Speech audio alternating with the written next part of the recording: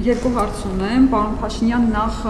եկեք միասին լսենք, թե ինչ էր ասում մեզ բոլորիս ծանոթ մարդը նախկին իշխանությունների ժամանակ։ Այդ ընտանիքների անդամների եւ հարազատների հետ տեսակցություն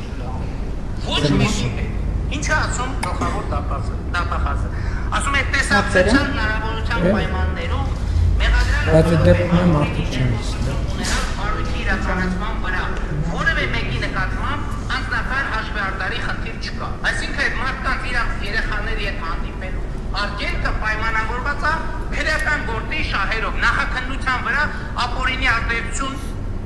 թույլ չտալու անհրաժեշտությամբ։ Քո աշխարհում գլխավոր դատախազ, ինչու՞։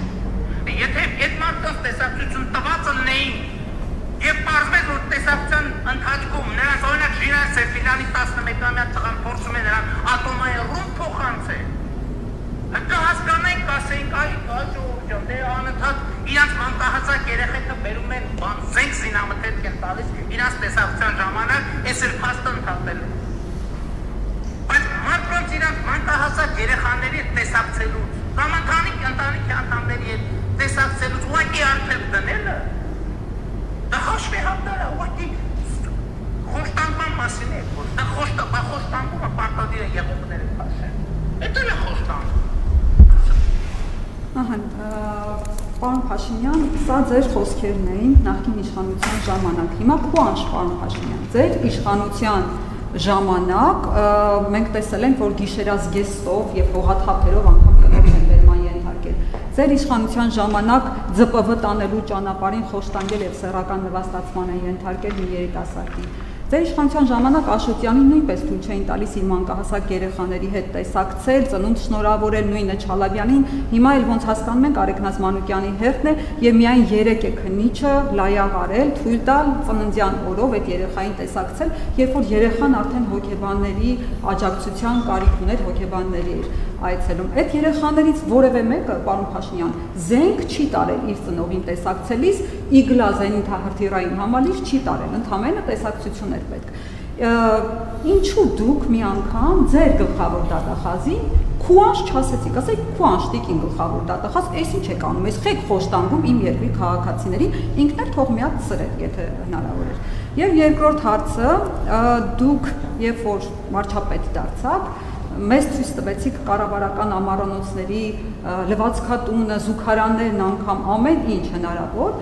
թափանցիկությունը ապահովելու համար, բայց դուք այդպես էլ ցույց չտվեցիք այն ժամանակ նախագահ Արմեն Սարգսյանի Բրիտանիայի քաղաքացիությունից հրաժարվելու թղթերը։ Դուք միայն գրառում արեցիք, ասեցիք այդ թղթերը ես տեսել եմ, ամեն ինչ օքեյ է, նորմալ է, բայց կասկածը հանրության մոտ մինչ օրս կա, պարոն Փաշինյան։ Հանրությունը իրավունք ունի տեսնել այդ փաստաթղթերը ռեալ, որ հասկանա լեգիտիմ է արդյոք եղել այն ժամանակ նախագահը եւ հետեւաբար ձեր լեգիտիմության հարցն է առաջանում։ Կարող է պարզվել, որ դա գործարք է եղել ընդդեմ դավադրություն, ասենք, ընդդեմ Հայաստանի Հանրապետության։ Շնորհակալություն։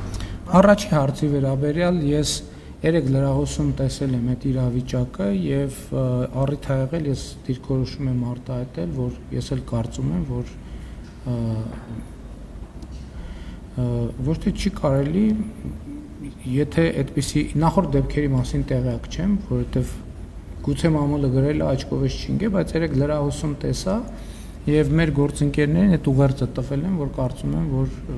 չափազանցությունների